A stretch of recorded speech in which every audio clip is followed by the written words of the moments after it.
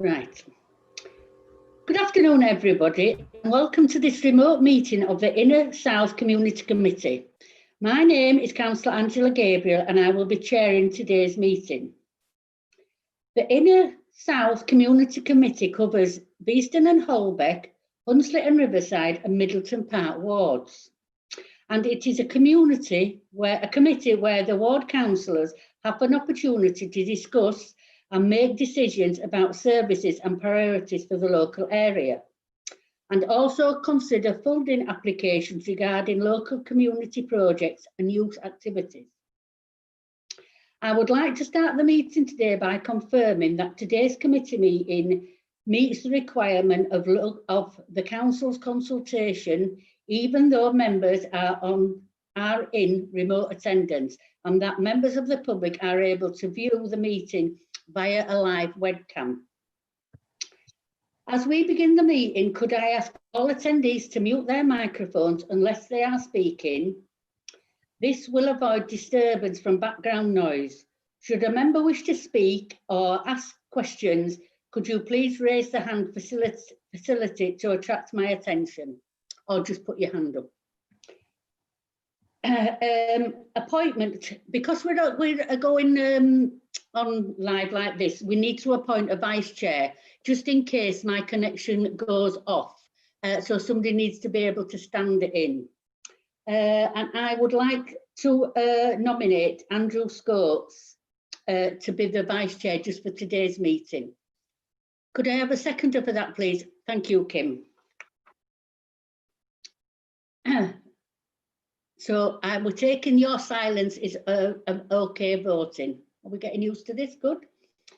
Could I invite members and officers to introduce themselves and mute your microphones once you've introduced yourself?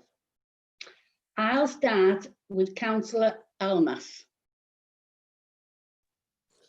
Good afternoon. Thank you, Chair. My name is Councillor Gore Almas from Beeston and Holbeck Ward. Thank you. Andrew Scopes. Hi, I'm Councillor Andrew Scopes for Beeston and Holbeck as well. Thank you. Mohammed Iqbal. Hi, Mohammed Iqbal, Councillor for Hunslet and Riverside Ward. Elizabeth Nash. Hello, Councillor Elizabeth Nash, Hunslet and Riverside Ward. Paul Ray. Councillor Paul Ray, Hunslet and Riverside Ward. Judith Blake. Judith Blake, Middleton Park Ward. Kim Groves. Councillor Kim Groves, Middleton Park Ward. Paul Truswell. Paul Truswell, Middleton Park Ward. In chair, apologies, my broadband connection is so poor that I'm not getting any video, so that's why you can't see me. Yeah, I understand. Officers, Liz Jarmin. Liz Jarmin, Head of Stronger Communities. Lyn Bambury. Hi Chair, Lyn Bambury Communities Team supporting the Inner South Community Committee. Harriet Spigot. Hi, Harriet Spate, Governance Officer and Clerk to the Committee. Clara. Carla Berwick, Support Officer for the Inner South. Jane Patterson. Hi there, I'm Jane Patterson, Programme Manager in the Communities Team. Jerry Shevlin. Good afternoon, everyone. I'm Jerry Shevlin, Programme Manager at Safer Leeds. Welcome back to the Inner South. Thank you. It's good to be home. And Diane Goodfellow. Diane sends her apologies today, Councillor. And I can also see, it's not on my list, but I can see Nicola Kelly-Johnson.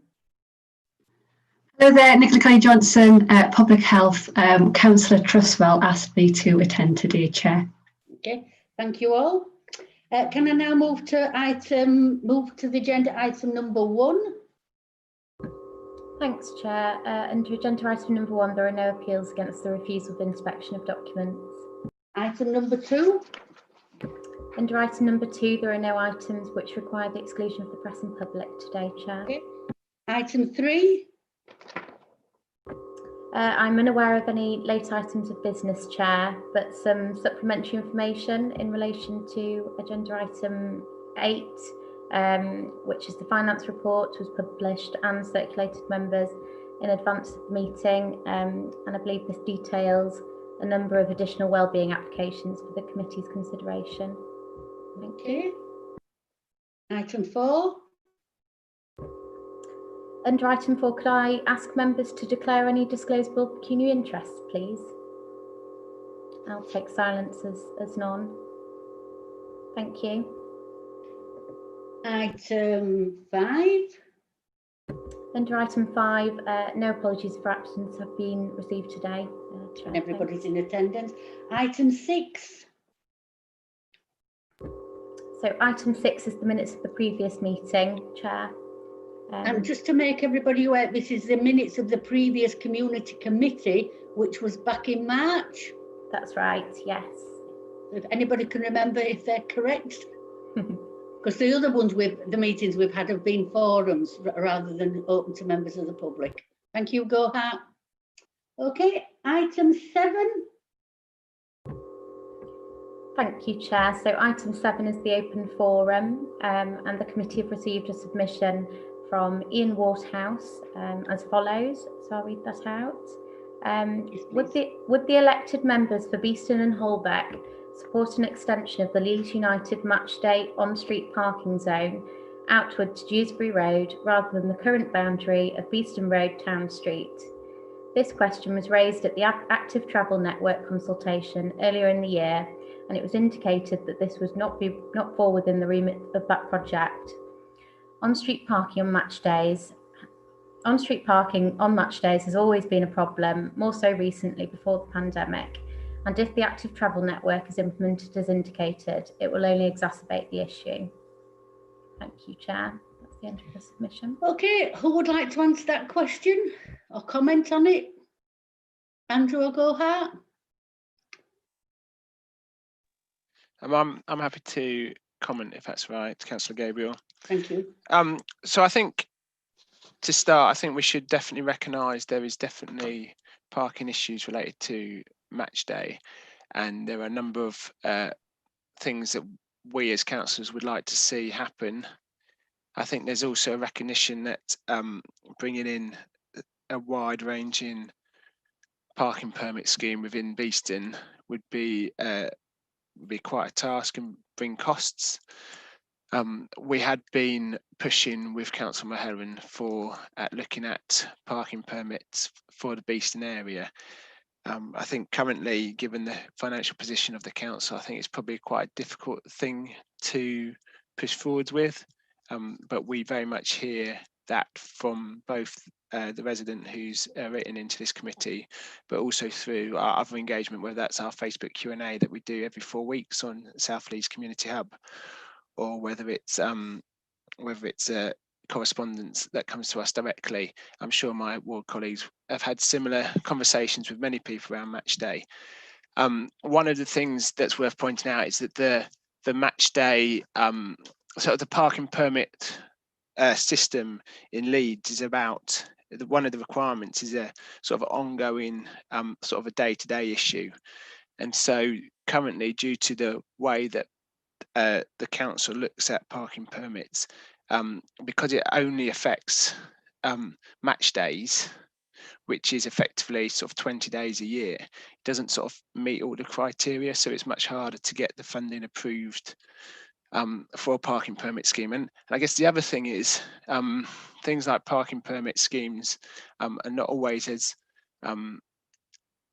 popular as you might think. So where we have had parking permits implemented, we've also had complaints by people who don't like them. And the other option obviously is match day only parking, and in the past this was much easier to implement, but recently in the last few years there's been changes to the way you regulate match day only parking, around signage having to go up and being changed and publicising the next date of the match day, which in some ways is bonkers because everyone who comes to a match day knows when the next match is because of their season tickets. But that's the reality of it.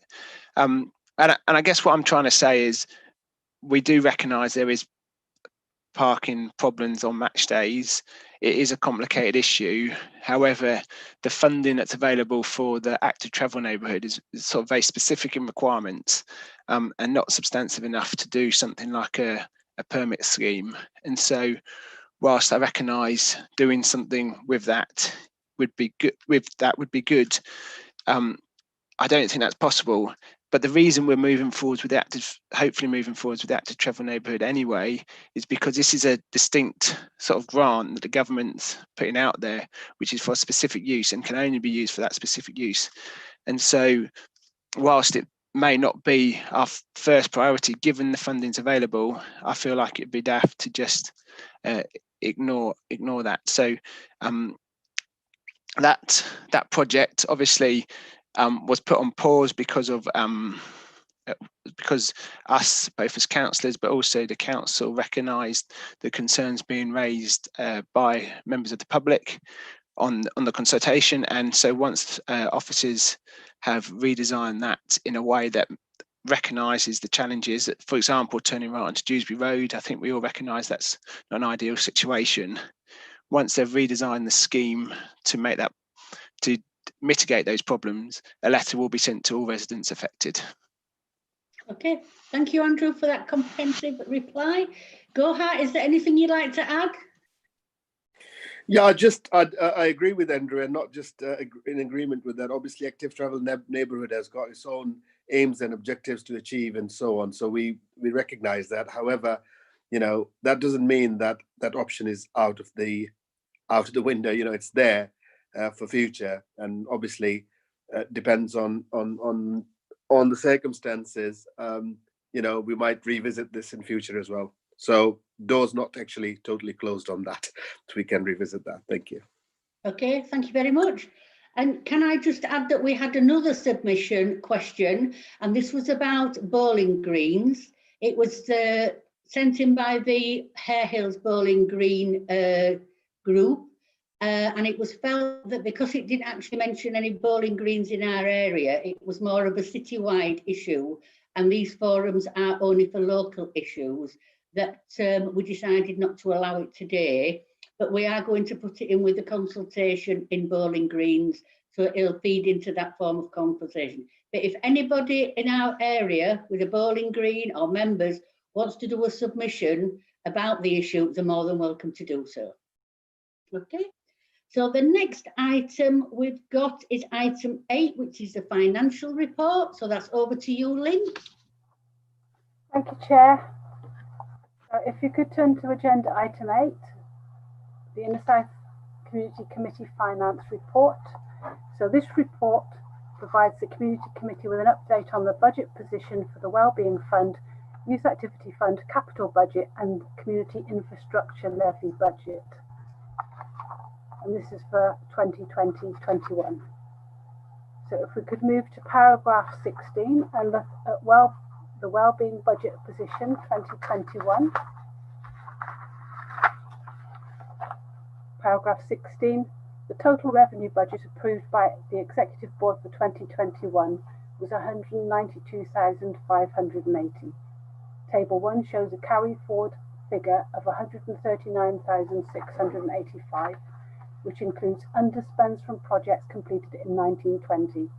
107,995 represents wellbeing allocated to projects in 1920 and not yet completed. The total revenue funding available to the Community Committee for 2021 was therefore 224,271. So moving on to paragraph 18. The Community Committee is asked to note that there is currently a remaining balance of 40,056. The ward balances are as follows: Beeston and Holbeck 15,912, Hunsworth and Riverside 7,439, and Middleton Park 16,706. Details of current projects are on page 16. Turning over the page. Chair, can we speak now or wait until the end of the item? Is it something where Lyn's already spoken about? No. Oh. Just she mentioned the balances that are left. And on the Hunslet and Riverside, there's a stopping up order of Clayton Ginnell at 3,800. I very much regret to tell you that the Highways Department have not got a move on, and therefore this money has not been spent. I'm on the point of referring it to the Chief Executive under the protocol member officer relations, because this has been going on for over a year now. So I just want to draw it to your attention that it hasn't been spent yet. So has that been deducted from this budget, Lyn? It hasn't, because I wasn't aware that the project had been cancelled. I mean, I've got on my list that it ends at the end of December. I don't think it's been cancelled. I think what Councillor Ash is saying, that Highways are slow at actually enacting the project. Shall I chase them up? Yes, Would please. That be useful, and get back to Councillor Ash and members. I'd be glad if anyone would chase them up with a big stick. Well, Councillor.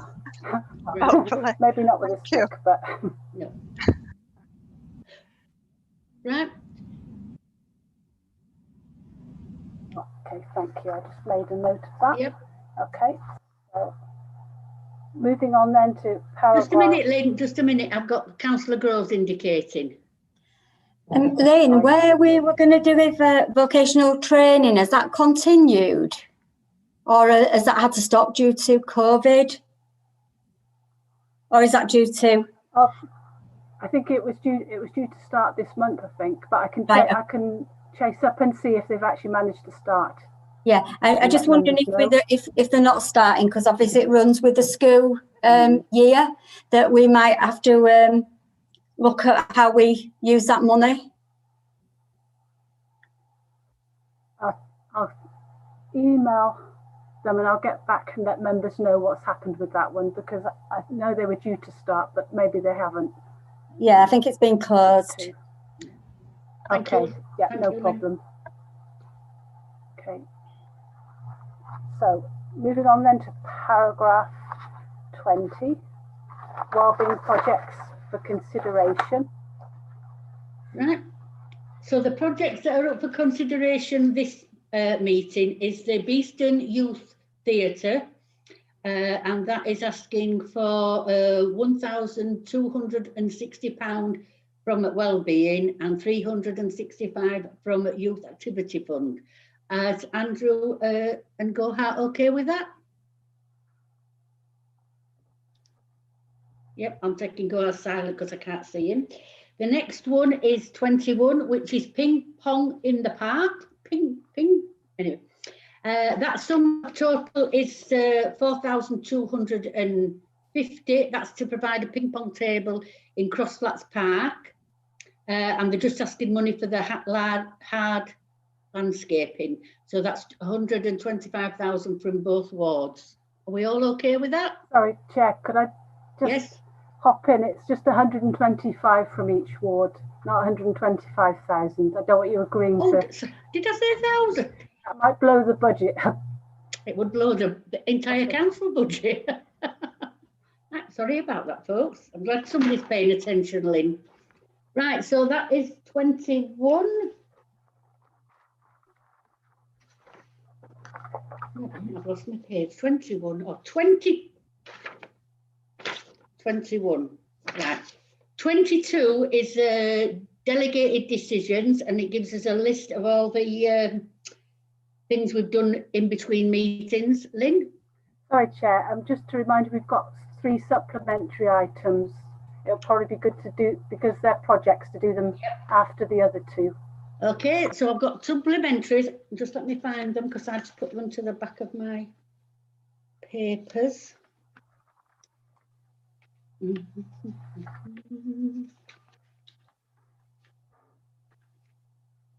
Right, so my supplementary items are a playground signposts for Crossflats Park and for Cottingley, and that's £140 for Holbeck and Beeston and Holbeck, and £70 for Riverside, Hunslet and Riverside. You know, I've got my teeth in. So are we all both okay with that? And we're just waiting for the wordings to be completed. and the other one is Cottingley Towers. Then the other one is for Beeston and Holbeck, and this is to update all the nameplates, the street nameplates in Holbeck, in the area that we've invested money in the housing. Is everybody okay with that? I've seen your thumb. Thank you. So that should, I know you've done schemes like that in your ward, Elizabeth, and it just enhances the whole street, doesn't it? Good. So they're both agreed. Thank you. So then, am I all right moving on, Lyn? Yeah, we've just got the number 3, which is the West Leeds Activity Centre activity programme. Sorry, I'll put my papers down. It'll be on page 3 there.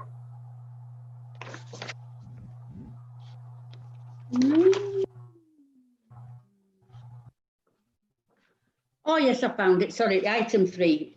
Yep. That is for Hunslet and Riverside, and that's £1,280 for Inner South Active Programme. Is that okay for the citizen? Yep. Elizabeth, Mohammed? So I expect it will be, but I only just printed off the papers 5 minutes before the meeting, so I haven't really read it. What's it about? In summary, the provide 4 2-hour activity experiences free to young people between the ages of 8 and 15. Yeah. Yeah. Yeah. Well, if we've got the money, okay. Yeah. Is that okay, Paul? Yeah. Yeah, I was going to say we financed it in previous years. It's just a repeat of the previous project. Right. Okay. It's right. Going back to page 20. It's saying declined projects number 23. Since the last community committee, no wellbeing projects have been declined. 24 is monitoring information. Chair, just on decline projects, Andrew? I think we declined a project. On declined projects, I think we declined the project, and I just thought Lyn was going to give an update at that point. Okay. Yep. Lyn? Hi, Chair. Yes, I'm going to update under small grants because this is for the declined projects for wellbeing and revenue. Yep. So I'll on it there. Okay. Then we go on to item 25, and this is updates on on some of our projects. So there's a bit about Holbeck Food, and there's also about Middleton Park benches and fencing, and some pictures of them as well. Then we go to 27, yep, which is youth-funded activities. Do you want to take it up from here, Lyn? Yes, thank you, Chair. So paragraph 27, Youth Activities Fund position 2021. The total available to spend in the Inner South Community Committee is £45,063. The Community Committee is asked to note that so far a total of 43,803 has been allocated to projects, and this is listed in Table 2.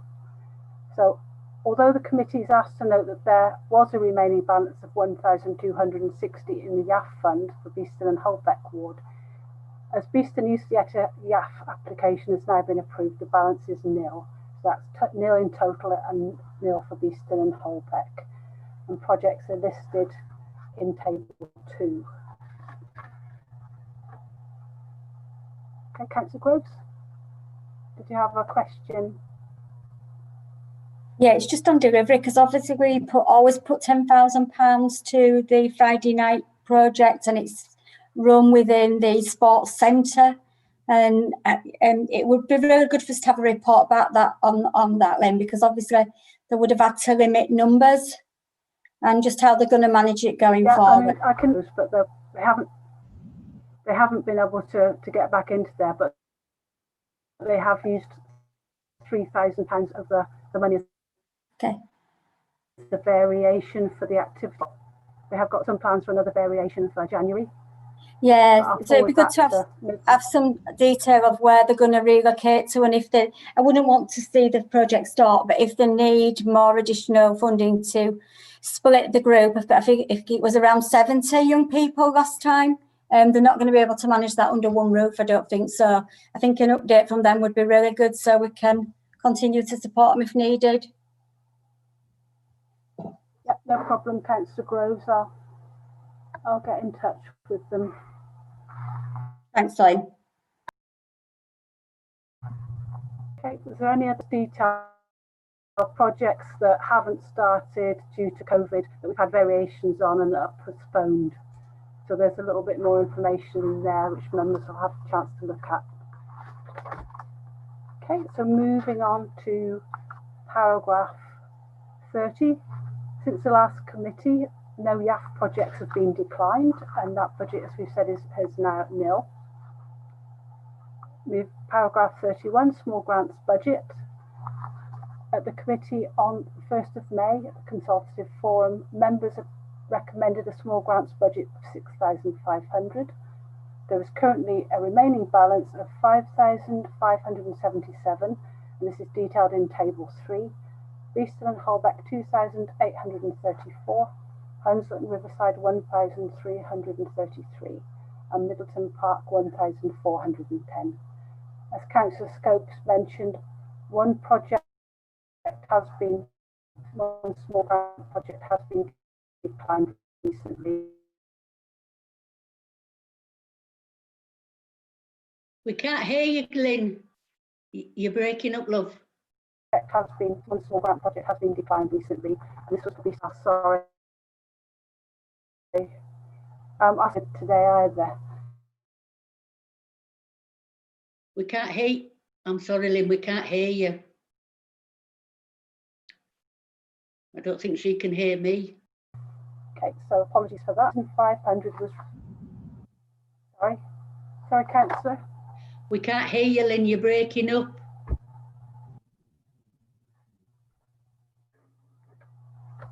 I'm not really sure what I can do about that, to be honest, Councillor. Well, could you just repeat when we heard you saying that we'd refused a small grant, but then we couldn't hear what it was? Oh, sorry, circle. Right. You managed to hear that, Councillor? No. Is there somebody else, like I've got a vice chair? Is one of the other officers got the information? No. I'm looking at... it's not your fault, it's just you obviously... Harriet. Yeah. My VPN's off, so I'm not quite sure what it is, to be honest. Try again, because I can hear you now. Okay, sorry right. then. I'll press on then and wave if you can't hear me, Councillor. Yep. Sorry, community skips budget 1,500 for 2021. This was Beeston and Holbeck 1,000 and Middleton Park 500. There is currently a total remaining budget of 1,002. The balances are as follows: Beeston and Holbeck 502 and Middleton Park 500. Moving on to paragraph 34, capital budget. Capital budget of 37,500 available to spend. There has been a capital injection of 1,900 divided equally between the 3 wards in November 2020. Members are asked to note the capital allocation broken down by ward and summarised in table 5. And this is Beeston and Holbeck 8,908, Hunslet and Riverside 14,154, and Middleton Park 14,534. Okay, moving on to paragraph 35, Community Infrastructure Levy Budget 2021. So just bear with me 1 second.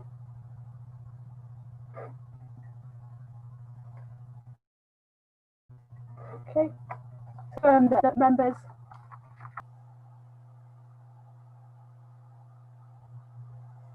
Sorry.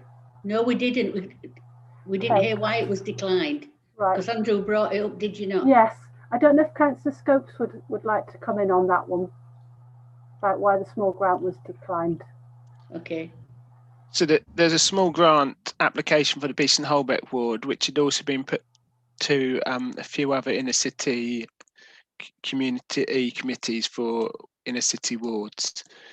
And the application was for something that it in principle is a very good and positive thing, which was a BAME a project in the marketplace. The challenges for me was the person organising it was looking to pay themselves £100 a day for 10 days to organise it, and also was unable to provide us with any information around who was going to come, how many people were going to come, and whether they were from our ward in particular. And so I felt like that probably wasn't something at that point I could support. I think overall the ambitions of the project are a good thing. We want to help our BME community get into business and be innovative and thrive in our city. That is what we want. We want everyone to thrive in our city. And so finding a project that does work for our residents would be a very positive thing. But I just didn't feel like this one did. Thank you, Councillor Scopes. And we all agreed. Okay, so moving on to paragraph 35, Community Infrastructure Levy, SIL Budget 2021. In the report, it notes that there is currently a total of 39,696 available to spend in the inner south. This actually now has changed, and there is currently 43,297 now, and this is due to a 3,601 underspend, which has come back into Hunslet and Riverside wards pot. So that's amended the total. The breakdown is as follows: Beeston and Holbeck 2,697. Hunslet and Riverside, as we've said, has got an increase and they've got 23,609. And Middleton Park 16,991.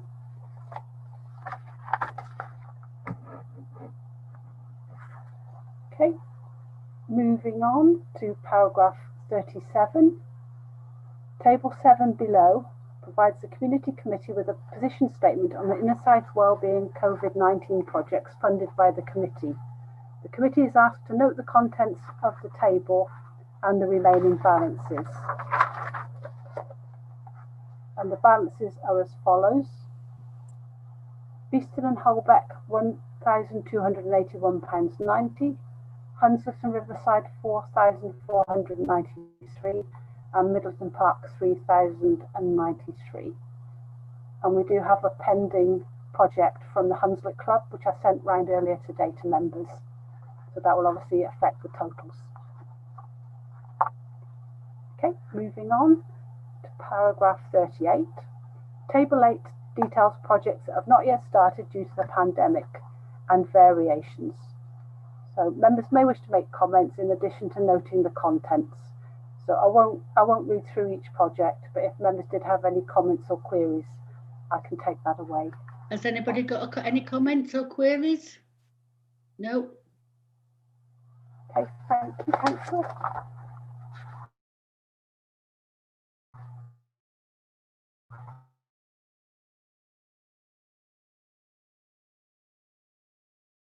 I think that takes us to the end of that report. So to consider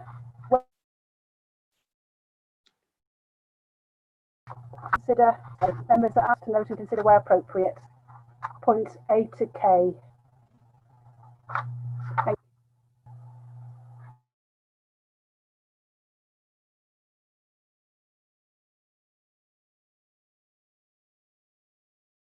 I'm sorry, Lynn, you broke up again at that point. Have we come to the end of that agenda? Yeah, I think Lynn was just setting out what the recommendations were in the report, Chair. Yep, and we're all okay with that. Yep, considering A to K. Is that okay, everybody? Thank you. Thanks very much. Thank you, Chair. Sorry about my connection.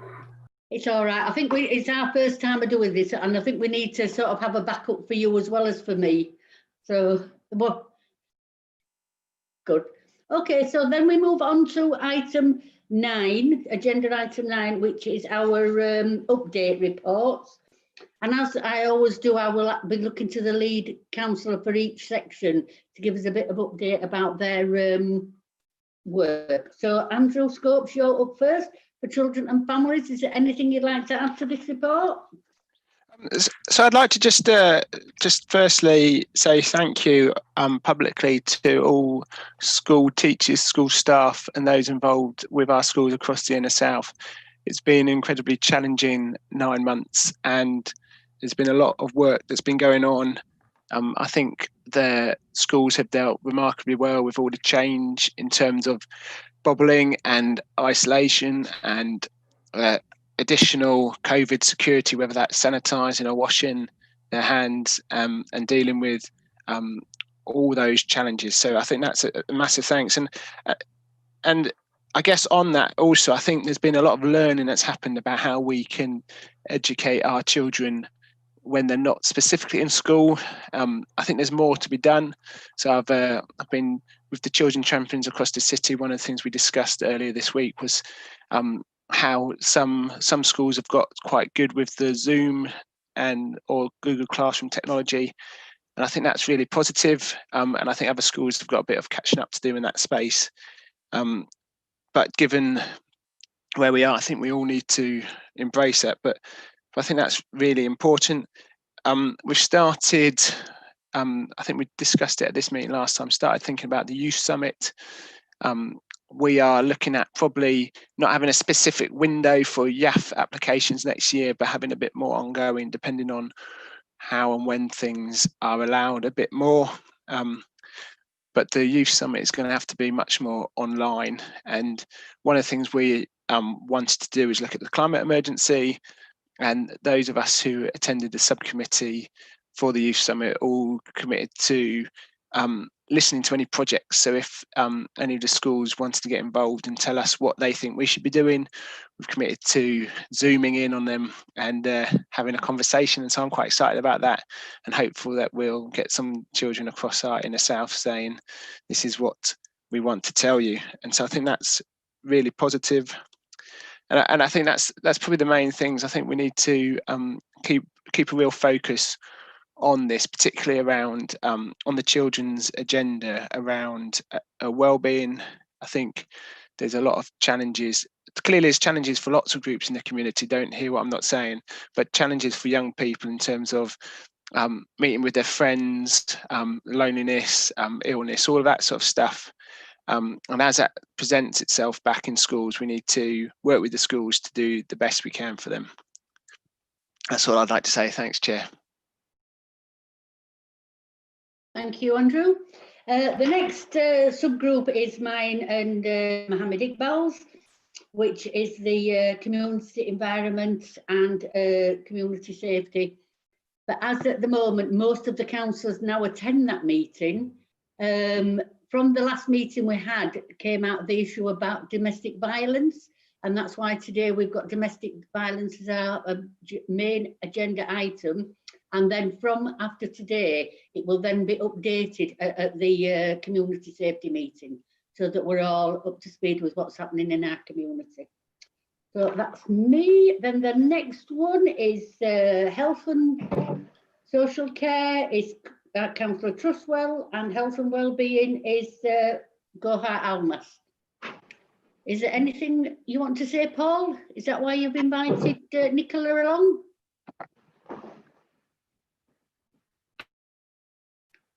Have we lost Paul Trustwell?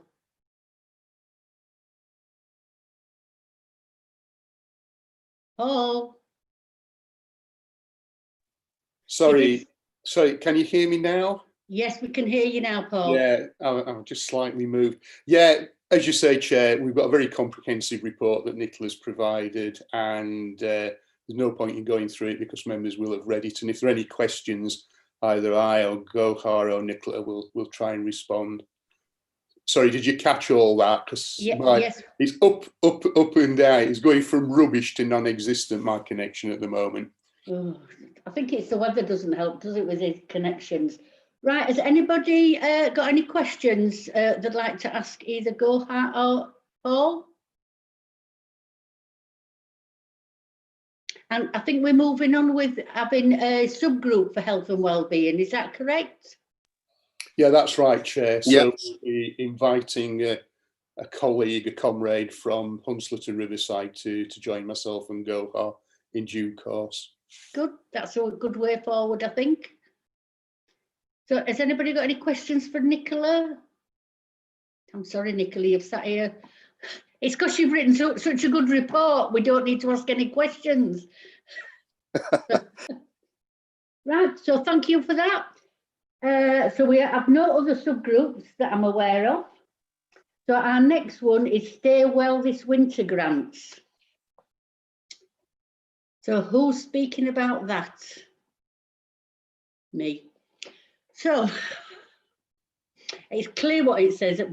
So we're giving some money to all the groups as a grant pot worth £53,000 with Hold It Together. Hamara Basis in partnership with the Joanna Public will be getting their share. Further information we've provided once the projects are successful. Then the next one we come up to is accessing the public defibrillators. So then it goes to where all our defibrillators are. So Beeston and Holbex is there. We're still waiting for Beeston Library to be finished. Middleton, they've got loads. And so have Hunslet and Riverside, because they had quite a bit of still money and bought extra defibrillators with that money. Lynn? Thank you, Chair. Could I just come in with the Inner South SIL funded defibrillators? Yes. So of the 15 in Hunslet and Riverside, 7 have been installed and the rest are all at various stages of progress. I'm going to do an update for Hunslet and Riverside's ward-based briefing, a position statement on where we are with all of them. So that's that. So the good news, or it's unfortunate it had to be used, but the Hunslet Club defib has already saved a life. Oh, very good. All worthwhile. And All Middleton worthwhile. back, paragraph 25. Of the 2 additional defibs that were approved, Sainsbury's near Middleton Park Circus should be installed today or tomorrow. So next time around that, I'll go and check. But I've asked them to let me know and I'll confirm with members when it's been installed. Thank you, Chair. Thank you. Then we go on to community engagement. So does it either Gohar or Andrew want to discuss our community engagement? No. Yeah, Chair, if you wish to. Yes, please. Yeah, I mean, in terms of community engagement, as you know, there's been a Christmas fair market only last weekend, and it was a really great opportunity for people to come from, from far and wide. I hope things do change in the due course, and that we can meet again with the community and so on. We had lots of things lined up, as you're aware, in terms of engaging with the community and whatever but unfortunately due to the pandemic, things have basically sort of put on the back burner. So as soon as the advice changes, hopefully, our activity, we're quite desperate to engage with the community. So the sooner it ends, the sooner we'd be happy to sort of re-engage with the community. Okay. And tonight, Cottingley have got is it a Zoom meeting or a Facebook meeting that you're attending? That's correct. Yes. There's a Cottingley Community Centre meeting that I'm attending this evening as well. Yeah, thank you. And Andrew and I will be doing a Facebook couple of hours where people can talk to us then. Jane, did you have your hand up? Yeah, I was just going to chip in about what was in the report, just to say we did have a resident Zoom meeting, which a few people attended. It wasn't great though, was it? But there was quite a few officers there to get an update. But we are going to do, thought we would try a newsletter as well, just as a bit of a different way to get some messages out. So James is on with that now, and we hope to have a draft for you to see by the end of this week. So there'll be a whole newsletter. Chair, may I ask a question, please, if possible? Yes. Yeah, in terms of community engagement, well, thanks a lot, Jane, for organising, and James and so on as well. It was great, even though I think we were in more strength than the actual residents, unfortunately. But nevertheless, you know, it was a good discussion, and it went well. With regards to the walkabouts that you carry out, especially in Holbeck in particular, and parts of Cottingley, you know, with the towers and all that. What's the situation with that? Because to be honest, there's lots of issues, you know, that people need addressing. Yeah, the multi-agency walkabouts that Paul from Private Sector Housing arranges, they've all been suspended since March of this year. So we haven't been doing those. But I can speak to Paul and ask when he thinks they might get resurrected. I mean, intermittently, you know, we do go out on our own a bit, and I was actually down yesterday, but yeah, those multi-agency walkabouts, which are really good, I will speak to Paul about when we can resurrect those. Yeah, they're absolutely brilliant. I mean, I've been to about three or four of those as well, you know, with the private landlords and so on as well, and officials from police and council and whatever you.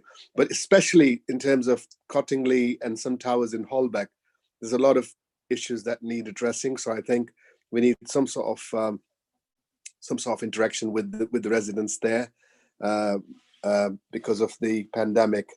You know, they can't even contact some of the numbers, so they have to email too, and they're toing and froing, and there's a lot of frustration there. So just two, I would say, just 2 points. You know, trouble spots in a way where we need to kind of hotspots. We need to concentrate a little bit. Are the tower blocks in Cottingley and the tower blocks in Holbeck, please. In our ward, obviously. In other wards, it's you know, priority must be different. Thank you. I'll pick that up with housing. Thank you. Right, now we're going to community engagement in Hunslet and Riverside. Do you want to speak, Jane, or do one of the ward councillors want to speak on your engagement? Paul? I'm quite happy to pick it up, Chair. Yeah, I think, you know, we've been doing a lot of the virtual ones, and I think the first couple went well, and then they've tailed off in attendance. And I think a lot of that does come down to the advertising and making sure that actually there's a robust kind of model to remind people. I think there is one benefit, actually, what we found is recording them and then putting them up live later. Actually, the ones that I've put up after they've been done, they get quite a lot of hits. People do go back and jump in and out. So I think there is still some value of doing them while we're in this, and then having them recorded and then posted onto the community committee's Facebook page. We've launched a new residents forum at Leeds Dock, which went down really well, part of the city centre part of the Inner South. We are consulting on merging of two of our one area where we have a forum with potentially with a tower at the moment to try and increase engagement and number of meetings there. We've got another consultation due to go out about another area in the new year. I think one of the other things we're also been doing is we've been looking at the comms we've been sending out. So we've started to integrate things like QR codes, making them much more digitally accessible in the written form as well. So I think we have been doing quite a bit, learning some lessons from things that have gone wrong and trying to amend them and trying to get the best out of a bad situation. So not as stellar as it could be, but we are still getting quite a lot of engagement, even if it's after the meeting, if that makes sense, when they comment later. Good, that sounds all good. Middleton Park Ward, which council wants to pick that up?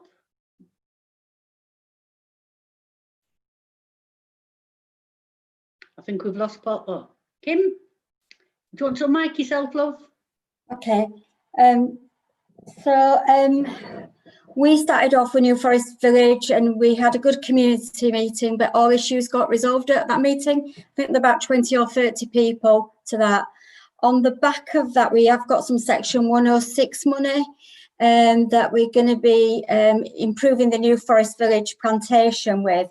And a survey was sent out and it was put on social media. and there was 500 homes it targeted, and we've had 195 responses, which is a really good response rate. That's brilliant. I think it is an absolutely brilliant thing. I think it's because they can see that actually they could actually shape the plantation. The survey was really detailed, so thank you to the officers who put an awful lot of time and working to that one, and hopefully those 195 people will help when that comes to fruition, probably next year or the year after, I think it's planned. So quite a way away, because there's quite a lot of things to do on the plantation. On the Westwoods Working Group, Laura from the primary school has set up a litter picking day and asked for volunteers, and she's managed to get some residents involved in that. So we will hopefully be attending when time allows, and hopefully be able to assist Laura in getting some skips for that day. And it's to clear Bodmin Wood, where we know there's a lot of fly tipping. The work around Middleton Park Fish Pond and the work with Middleton Friends just continues. We've had a Middleton Friends of Middleton Park meeting, trustee meeting, and obviously discussed how we can work with the community on South Leeds Golf Course. And I think Chris Nenedict is taking a lead on that now for us from an elected member point of view. We also attended, myself and Councillor Blake attended Middleton Community Centre Zoom meeting on Monday night. All three of us attended the Urban Park Bike Hub meeting last week with stakeholders. We've also had a lot of, we've got to go out to actually really communicate back to the community that actually we've had a lot of antisocial behaviour which has been publicised widely. However, we've worked with Lucy Ledbetter, who is our inspector, and it's been a multi-agency approach. They have police on the buses because our buses were being targeted. They've done a significant amount of work, and I think it's delivering the results. I don't know if Councillor Blake wants to come in on that one, or Councillor Trustwell.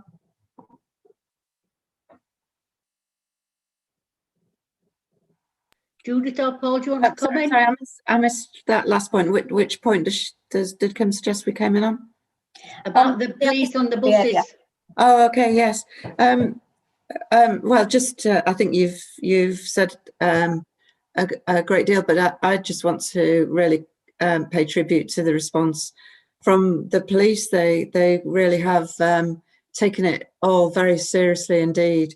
You know, our South Leeds isn't unique in seeing some spikes in antisocial behaviour. I'm afraid it probably does relate very directly to the frustrations to do with the restrictions and the fact that, as we've discussed earlier on the agenda, so many of the activities that we've successfully developed over many years, actually, in many cases, haven't been able to operate in the same way. So I think the fact that they've managed to pull together all of the different agencies coming together from the council, from the third sector, youth services, all of that really helps, and they've taken a very straightforward approach of really targeting what we would class as probably the ringleaders in some of this, working with their parents as well.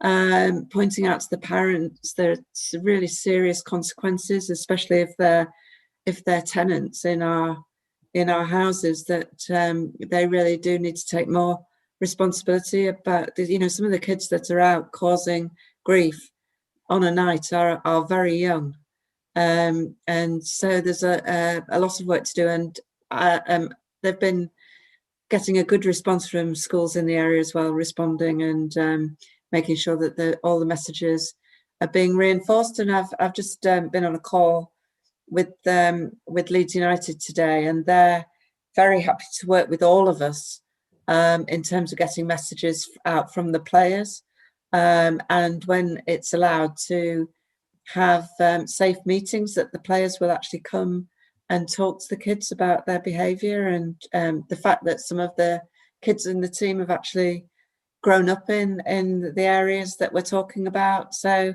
it has even more resonance in terms of what they've gone on to achieve. So we're trying to pull out all the stops and bring everyone together, as Kim rightly says. Thanks.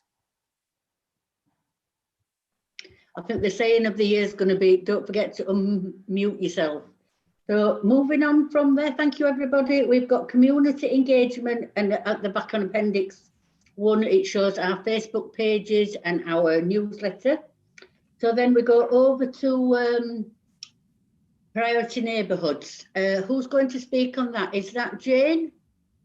Yeah, I'll take the one for Holbeck. So yes, we did have a core group meeting back at the end of October, which was really well attended. We had updates from active Leeds, particularly in regards to the Get Set Leeds local project, which is about the Sport England funding, which is coming to Holbeck and Beeston Hill, and the activities in regards to that. And Highways were there updating on the Streets for People project, which is in the recreations area, and how they were progressing with that, and also on the City Connect cycle highway as well. And our volunteer care hubs were there who gave updates as well for Holbeck. But considering we hadn't had a meeting for quite some time, it went pretty well, and we'll be picking up on that work in the new year. That's it from me. Okay, thank you, Jane. I take it, Jess, you're here for the Middleton Park bit? I was here to sit in. I'm not aware of a priority neighbourhood in Middleton Park. Is there anything on the NIB? There's a bit in the report on the last NIB meeting in October. Yep. So with Your Space were in attendance, were they? Yep, so Your Space, which is a low-level mental health support service, attended the Neighbourhood Improvement Board meeting, struggling to kind of get a foothold in Middleton Park, but really successful in other inner south areas. So from the meeting, practitioners from Your Space were able to link up with other service providers in the area, such as Bitmo and Manorfield Hall Food Bank, and since that point Your Space is now working with Manorfield Hall to set up a Christmas Winter Wonderland event where people can apply for decoration packs to decorate their windows over Christmas, and residents within the community can walk around different streets and identify these windows, and hopefully that's the start of some even better partnership work between Your Space and Manorfield Hall and other partners.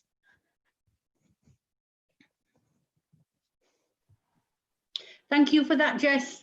Then the next one is Hunslet and Riverside, and you're awaiting to have a core meeting in the not too distant future. Kim, I forgot to bring you in there. It's okay, Chair. I was just going to say, you know, Jess is underselling herself a little bit there in the background because she's done some fantastic work. She's, you know, come back to the area. She's worked here before, but she's really bringing those partners together in a difficult time for anyone starting at the council during COVID. So I just wanted to thank Jess. She got a great group of people together on digital inclusion the other day, and they were linking up and will be working together because of that one meeting.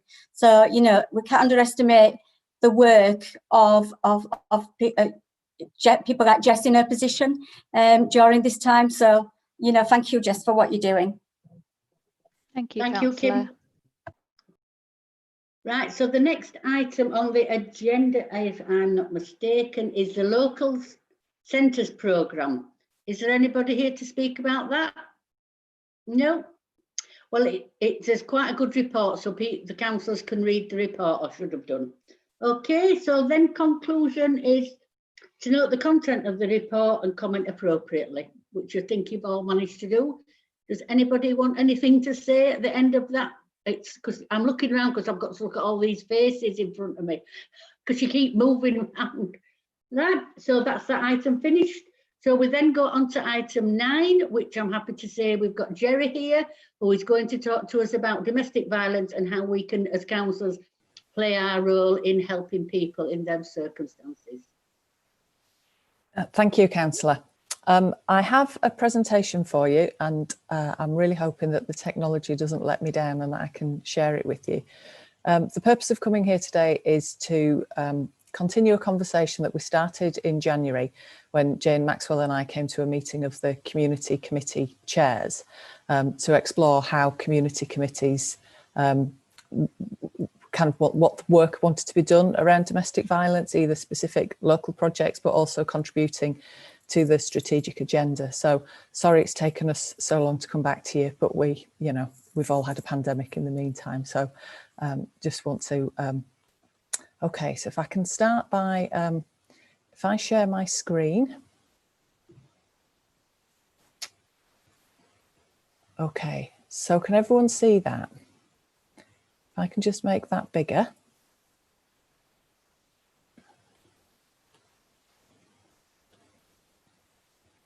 Okay.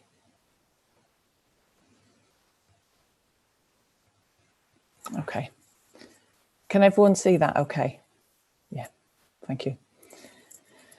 Okay, so the purpose of this, the session today will include, I'll probably talk for around 10 to 15 minutes going through the slides. And then there's an opportunity for a discussion at the end around the role of the community committee. But by all means, if there's any questions in the meantime, please do let me know.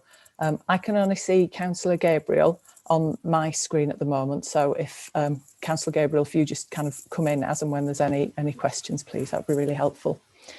So I want to give you an overview of the reported domestic violence and abuse in the South Leeds, and particularly the impact of COVID-19 and how that's impacted on the experience of individuals and families throughout this time.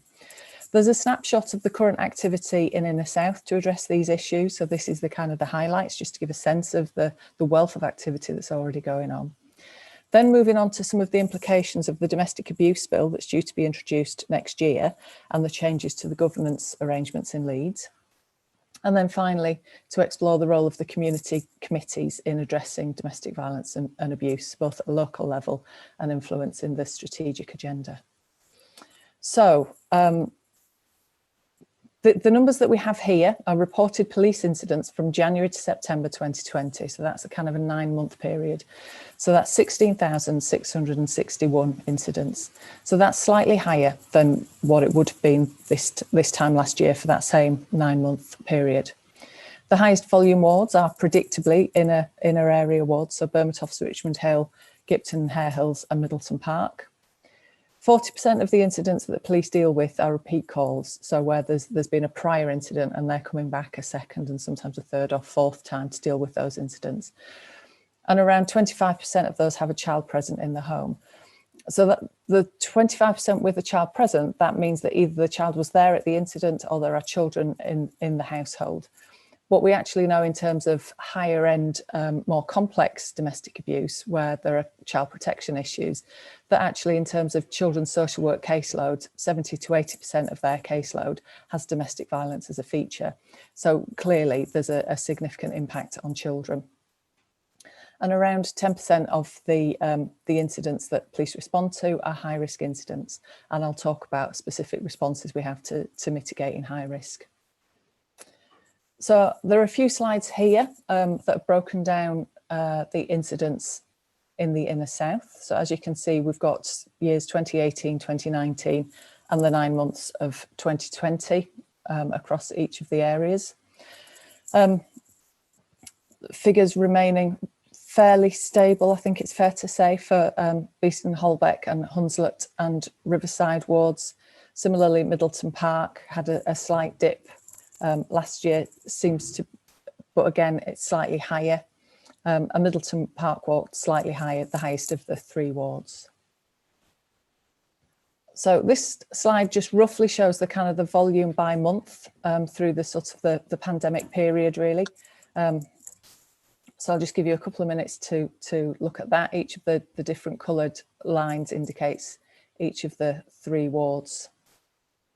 Interestingly, Middleton Park seems to have, the numbers seem to have decreased by September, which kind of goes against the sort of the broader trend that's occurred with the coronavirus pandemic during the summer. I should also add that these slides can be made available at the end of the session for anyone who wishes to see them. So again, here we have different incident types, just to give you a sense of the kind of incidents that are being reported. And again, you can see that each of the 3 wards are roughly in line with the city picture, in terms of around half the incidents are actual incidents of violence, a quarter are verbal disputes. And I can't see the final column. There we go, other incidents. So the Front Door Safeguarding Hub MARAC arrangements, as members are probably aware, these are the arrangements that we have in place. That's a multi-agency framework for particularly addressing those incidents that are categorised as high-risk incidents when the police have attended, or when another agency is working with someone and they can make a referral in. 3,725 new cases heard at MARAC in the last financial year of 1920. That was an increase on the previous year, and I think over the past 5 years we've seen an overall trajectory that both incidents and high risk incidents have increased year on year. Of the cases that were involved, 1,644 were MARAC repeat cases, so where a case has been discussed, where an action plan has been put in place, and where there's a further incident of violence that meets the criteria, the case will come back for further discussion. And 5,276 of those cases were heard that involved children. So as you're probably aware, the purpose of the MARAC is to explore in a multi-agency arena, to share information around those families and individuals who've been identified as being at high risk of domestic abuse, and then to put in an immediate action plan that kind of coordinates resources around that family to make sure that they're kept as safe as they possibly can. Domestic homicides in Leeds, as you're probably aware, since 2011, we've had a statutory duty to look at the circumstances of deaths where they take place in a domestic context. And since that time, sadly, there have been 26 domestic homicides, and 20 of those met the criteria to be reviewed. 22 of the 26 victims were women, which is sadly what we'd expect, because we know that more victims of domestic abuse are women, and they tend to experience higher risk domestic abuse. What has been quite surprising is that 11 of the victims were over 50, and of those 4 were over 60. 5 of the victims were from Black or minority ethnic backgrounds. 1 of the reviews was a suicide, which we've only just started exploring. 4 were homicide suicides, so where one person was killed and then that person went on to take their own life. And 5 children were killed alongside their mother in 2 separate domestic homicide incidents. The purpose of the domestic homicides is to look at what can we learn as services and as a society, and how can we improve our responses going forward. So all of the key learning from each of those reviews has been shared with strategic groups and frontline workers. And some of the key features that have come out of those reviews are issues around recognising the impact of coercive and controlling behaviour, recognising that psychological abuse can exist without physical violence, and that presents a very dangerous form of abuse and is potentially very high risk and very easy to be overlooked. We've identified issues around the use of interpreters and ensuring that appropriate interpreters are available when people are accessing services, and a lot of information around, I suppose, under the general banner of being professionally curious. And from some of the findings from the reviews, we've developed a lot of work with GP practices, for example, around implementing routine inquiry, where all female patients will be asked if they've experienced domestic violence or abuse. And that's helping us to identify domestic abuse earlier, to explore it in a safe setting and then to put plans in place to improve the safety and well-being of all concerned. Okay, so the impact of coronavirus on reported domestic violence and abuse. The general trend was that numbers fell during March and April, so the very beginning of the lockdown, which is perhaps predictable as people were adjusting to what was happening. There was a peak in July, which coincides with some of the restrictions being lifted, and the numbers of cases were higher by the end of November than they were in March. So whilst there hasn't been in Leeds, in terms of police reporting and other services, the huge spike that has been reported for some of the national helplines, we've definitely seen an increase across the board that's now higher than it was at the start of the pandemic and higher than we would typically see at this time of year. And within that, we've seen a definite increase around high risk and more complexity that services are having to work with. So some of the key issues, this is by no means everything in terms of domestic abuse, it's just some of the key things for us to think about. The refuge was full because obviously people weren't then able to move on to other properties, particularly during the first phase of lockdown. So we had to identify alternative approaches to accommodation. So that includes some use of hotels, but not for families. We've been able to secure some additional funding from the MHCLG in order to provide 7 extra properties have been found that have enabled people to move into the properties and move out of refuge. An emergency housing panel was established to look at making sure that people's emergency housing needs were being met. Support to perpetrators was limited. As you can appreciate, a lot of that would have been face-to-face support or group work support. And that was, social distancing definitely had an impact on that in terms of being able to continue that support to people. The criminal justice system as well, as you're probably aware, there were also kind of delays with some of that provision in terms of when cases were able to be heard in the different court arenas. That's undoubtedly had an impact. And I suppose a really simple point, but really complex point, is that the hidden harm is likely to be significant. There are a lot of people who won't have been able to access support and who will be continuing to live in those abusive households, both adults and children, with all the usual points of contact that were removed for people, particularly around schools and the role that they've always had around kind of vigilance and keeping an eye on children. So this slide again, it just kind of shows you the impact week by week through the pandemic. So you can kind of see in the middle area around July, that heightened peak. And you can see that by the 16th of November, we were still at a kind of a higher level, but by no means the highest that it has been. This table shows you a range of the incidents from different services and which of the weeks were the highest. So again, looking at the end column on the right, you can see the peak numbers all around that sort of July period. The headings we have here are the police incidents, LDVS contacts, so that's Leeds Domestic Violence Service, so that will be contacts to the 24-hour helpline. MARAC referrals are the high-risk cases. Housing options, new contacts, so people approaching Leeds housing options to look for support, either rehousing or general housing advice. Refuge spaces and how they've kind of remained full again throughout the pandemic. And the children's social care information, where domestic violence abuse has been the primary contact when a referral has come into that service. So some of the activity in Inner South then.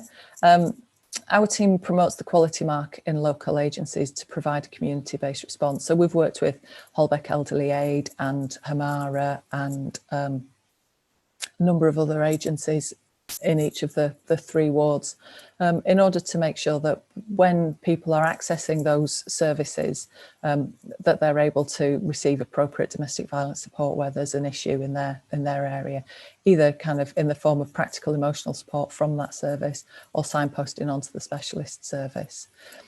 There's a substantial body of work that's been done through GP practices. So the routine inquiry project where all female patients are asked if they're experiencing domestic violence and abuse has led to many disclosures of current abuse, but also many historic disclosures. So it's enabled people to get support maybe many years after the abuse has ended, but is nonetheless still having an impact on their lives. And we also have a specialist domestic violence worker working in some of the GP practices in the area, to whom GPs can signpost to, who operate through a sort of surgery basis in the relevant practices to provide additional support. Members will be familiar with the work of the early help hubs, and each of those hubs now has a domestic violence coordinator whose role is to support services, but also to support families in some instances where domestic violence is an issue. And the BCM and Jess clusters continuing to work in partnership to support families, again, looking at that early intervention where domestic abuse is an issue and impacting on the wellbeing of the children. I promise I'm near the end of the slides now. Other activity across Leeds, so there's been a raft of COVID responses that we've put into place. Some of the housing measures I've already talked about, but additionally some strategic arrangements to be able to monitor on a weekly basis how cases are increasing or decreasing and put in responses to that. The MARAC arrangements, again, I've kind of discussed. That's kind of the operational arm of our team. It's a very well embedded arrangement, but it's a system that's increasingly coming under pressure. So there's a lot of focus on that now, in particular how we can sustain those arrangements going forward and how we can engage partners in that more effectively. And then a number of strategic developments that are coming on stream at the moment. So key among those are the new governance arrangements for Leeds. So the domestic abuse bill that many of you may be familiar with, that's working its way through Parliament at the moment, due to be enacted next April, places a number of duties on local authorities around, particularly around housing-based support, but also a number of other points as well. One of those is to establish a domestic abuse local partnership board, which has a statutory function, which is different than previous boards that we've had within the city looking at domestic violence and abuse. That board is being chaired by Councillor Cooper and has representation from partners at chief officer level. It also has very close engagement with the third sector, and through that very close engagement with victims to ensure that their voices and their experience is influencing the work of the board. There's a requirement on the council now to conduct a needs assessment to look at the support needs, housing-based support needs of domestic violence victims and their families. So we are starting the work on that, and that needs assessment will directly influence the new strategy for Leeds. And a number of other statutory duties for the local authority around accommodation, particularly in terms of where someone already has a lifetime tenancy and they have to move because of domestic abuse, that they will be allowed to keep their lifetime tenancy or to be offered a new lifetime tenancy, and also other issues around homelessness. Other key changes that the bill brings in is that there will be a statutory definition, which is, I suppose, a technical change, but quite significant in terms of it puts domestic abuse on a stronger footing than it has been on previously. A domestic abuse commissioner has been appointed. She's a designate commissioner for the time being until the bill becomes an act, and her role will be to work across government departments. The third point is around recognising children as victims in their own right, and this could be significant for the council and its partners in that up until now, where children have been present at an incident, they've been considered witnesses to that, which makes them rather passive, almost passive bystanders within the abuse, and doesn't fully recognise the trauma and the impact of that on them. So now that they'll be recognised as children in their own rights, there are implications in terms of what support we now need to offer them and how we need to kind of look at their experience in a more holistic way. So those last 3 points relate to different measures that are already in place to support domestic violence victims. So the Clare's Law scheme will be put on a statutory footing. There will be an assumption towards special measures. So when victims are giving evidence in court, that special measures will more easily be put in place for them. And there'll be an end to cross-examination of victims by perpetrators. So this final slide here is where we get onto the conversation, really. So it's recognising that community committees provide insight to inform the assessment and the strategy and the work beyond the strategy. So I just want to take this opportunity now to explore with you how we can use the strong partnership network to improve responses, particularly in Inner South Leeds, and how can committees support the development of the new strategy for Leeds. So if I stop sharing my screen. Thank you very much for that. Thank you. Very comprehensive report, and as Jerry said, we'll all be getting a copy of this report. So have I got anybody who wishes to speak? Go, is that your hand up? Yes, Chair, thank you. Just a quick question. Thank you very much, Jerry. Really good and detailed report. So thanks a lot for that. I was reading into, recognizing what domestic abuse is actually, on some of the gov.uk websites, and I was really kind of, it was an interesting read because there was all sort of issues that sometimes people are not really aware of, like for example the economic abuse, online abuse we're all aware of, but in terms of emotional abuse, sexual abuse we're aware of, but in terms of technological abuse where people are not allowed in terms of controlling people to use their IT, for example, their phones and their and internet and so on and stuff like that. So my question would be around what sort of proactive work that Safer Leeds is doing in terms of engaging with the local schools and so on, because obviously that's one of the key areas where we should be engaging with kids and sort of raising the awareness there. And secondly, in terms of the actual online distribution of such like condensed, summarized kind of 1-2 page advice or 1-2 page kind of awareness thing. So could that kind of literature be produced, and we're all happy to share it on social media and so on as well? Because the more it's publicized, the more people talk about it, the more awareness kind of raises around the issue. So thank you for that.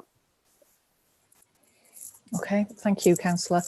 I think in terms of work that's done in schools, the education safeguarding team provide training to teaching staff around the issues to be able to support children, and then within the PSHE curriculum there's the opportunity for them to do work around healthy relationships, to explore what's healthy and what's unhealthy, and to be able to pick up those issues there. Obviously that needs to be age appropriate and will be slightly different in each of the school settings. So there is those bodies of work that are ongoing, and certainly within children's services, there'll be a lot more work to kind of connect with schools as well. We also have the Operation Encompass measures, which isn't necessarily around raising awareness. It's more an additional support mechanism for children and young people. So where there's been an incident, the school will be notified in order that additional support can be provided to those children. And there are a number of packs and resources that schools can utilise to be able to do work directly with children around those issues. And certainly the domestic violence coordinators within the early help hubs, that's a key role that they will be taking on moving forward, is engaging with the schools and through the clusters to be able to promote those messages, to encourage them to do work directly with children around the subject. In terms of the sort of the cyber stalking issues or the issues around surveillance, that's definitely an area of growing concern.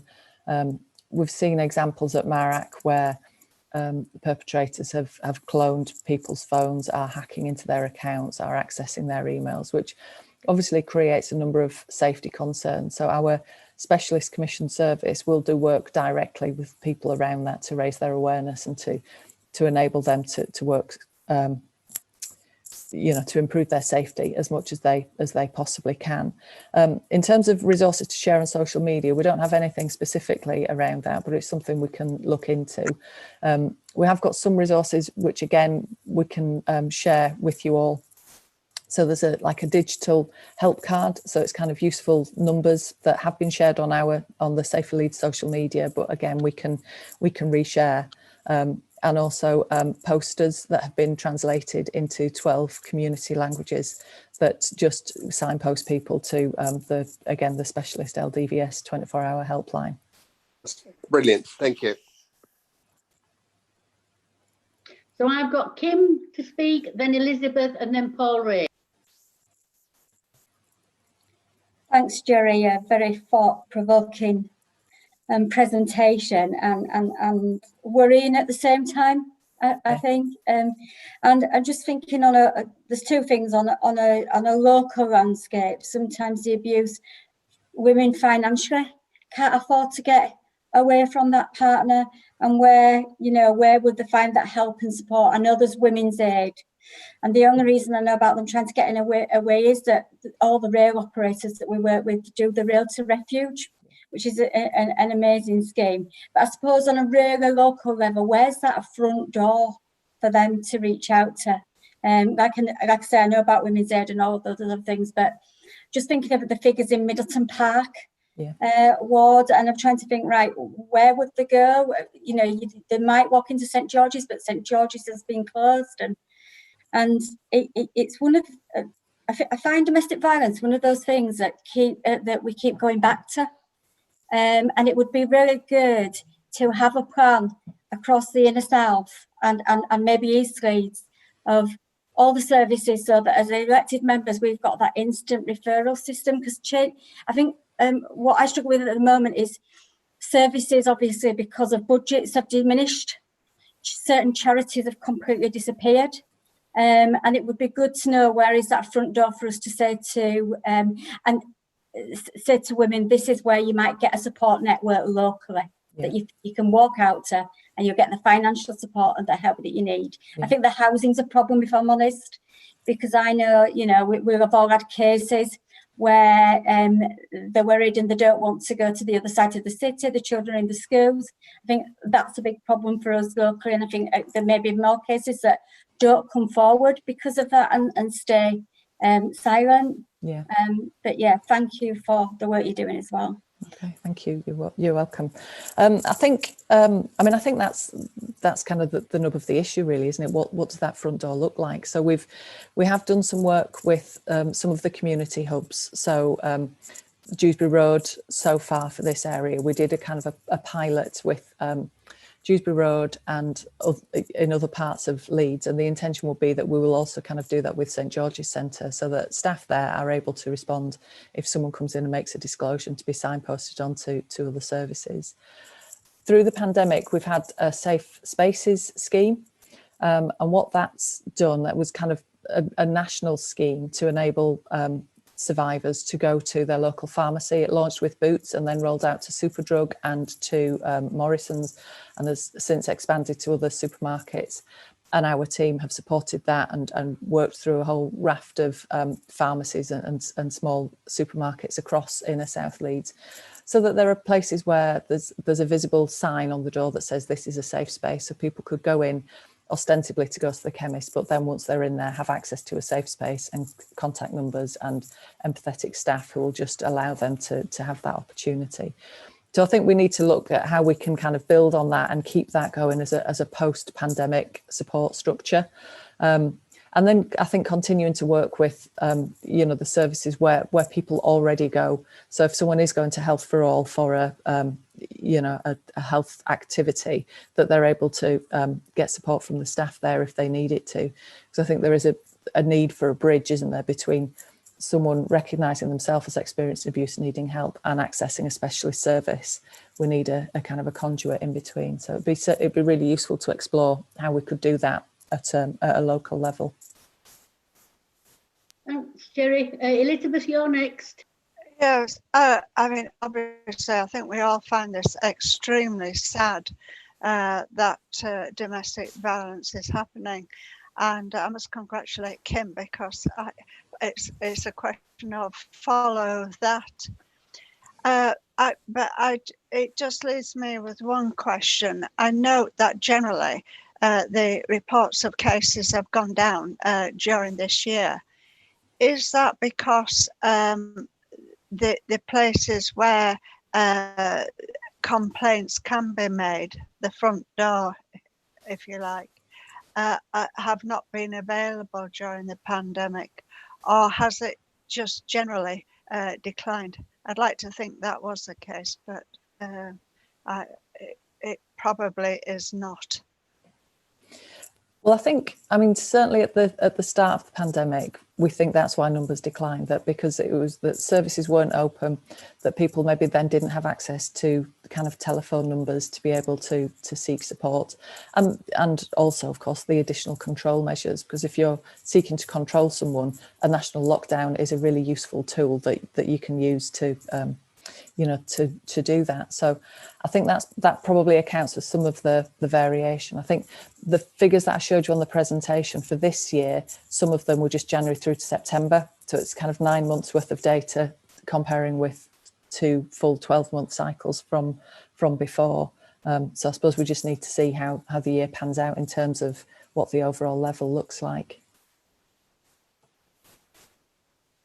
Thanks for that, Jerry. Paul Ray, you're up next. Yeah, and Councillor Gross picked up a few of the questions I was going to ask, but just a couple of kind of more bespoke ones. What kind of split are we seeing between heterosexual and same-sex couples in terms of the domestic violence reports coming through? I mean, particularly wards like Untitled Riverside, where we have quite a large city centre urban population, and we do know we have quite a large, for example, LGBT community. So I'd be interested in that data. I'm also interested in you've also mentioned about the languages, but I'm also interested in accessibility to some of our more marginalised communities. So, for example, certain people on the autism spectrum range and other accessibility barriers that actually make it A, easy to be controlled, but B, hard to then reach out to services. So are we looking at, for example, the reading level age of the material that's going out? Has it gone through those accessibility checks to actually make sure that the very large range of people, some of them extremely vulnerable, who can be controlled because of factors that wouldn't normally be associated with this type of conversation, actually have the easiest possible route in to have those conversations when they're already in a very difficult position? Okay, thank you. In terms of LGBT data, we have done some work around this issue previously, and one of the things that we found was that it was difficult to get reliable data, often because the information about people's sexuality isn't necessarily recorded at the point of the incident. It should be. We should be asking those questions, but it often isn't. So it means that the picture is very skewed. We know from other research that's been done through organisations such as Gallup, where they've kind of talked to survivors, is that LGBT people experiencing domestic violence and abuse are less likely to go to what they see as kind of straight services, heterosexual services. LDVS have been doing a lot of work around this to try and reach out to the LGBT community to increase the numbers of people seeking help. I would say generally in terms of numbers of male victims, what we tend to find is that where men are victims, the more likely perpetrator is a male perpetrator, so kind of 2 men within a gay relationship rather than women towards men. Women are abusive towards men, but again, that's the sort of the trend. So I think we'd need to look at that in a bit more detail, and particularly, as you say, on a kind of in the South perspective to see what the information is telling us. I think in terms of accessibility more broadly and the materials that we use, I think that's a really fair challenge. I think I'd need to look at that. I'm not quite sure how much of that information we've, if we have sort of processed it in that way, but it's really well worth us considering. So thank you for raising it. Okay, is anybody else indicating to speak to Jerry? And as I say, from now on, we'll be getting reports at the community safety subgroup meeting, just so that we can keep, a handle on it all. Thanks. Sorry, Chair. That was just the point I was going to make. I think we're all really impressed, Jerry, with the work that's gone into this area and just the level of detail, and it raises so many issues for us generally, but especially the ongoing situation that we're facing with COVID, and we're heading into actually after Christmas is probably the worst time of winter if we're honest. And I think it would be great, given the work that we've done, Chair, in this community committee, if we kept this as a regular update, and just look at all the different ways we can get more and more people involved. And I think that point about the point of contact is so important. If people are feeling even more isolated than normal, just having a safe place to go to be able to tell people what's happening to them, so they can walk in through the door and nobody knows why they're going through that door. That's such an important facility. So really pleased to see that progress. Thank you. Thank you, Councillor. Thank you. So can I thank you, Jerry, for a wonderful report. I can see everybody saying the same and others clapping, and we'll keep in contact. So see you again soon, and thank you very much. Okay, thanks very much, Councillor. Right, thank you. So the last thing I've got to say is that this concludes the meeting for today. And I thank you all very much for participating. Can I thank Lyn particularly for her help and support, because she, gives these reports every time and they're all spot on and accurate. So thank you very much, Lyn. And a general thank you to all the officers for all the help and support of community committees. And can I thank all the councillors that are on this meeting, and can I say Happy Christmas, and I'll see you in the new year. And our next meeting is not until the 3rd of March. Thank you all very much. We're missing the mince pies, Chair. I know, they're in the oven. Okay, bye. See you all later, bye. Thank you. Goodbye. Happy New Year in advance. Bye-bye.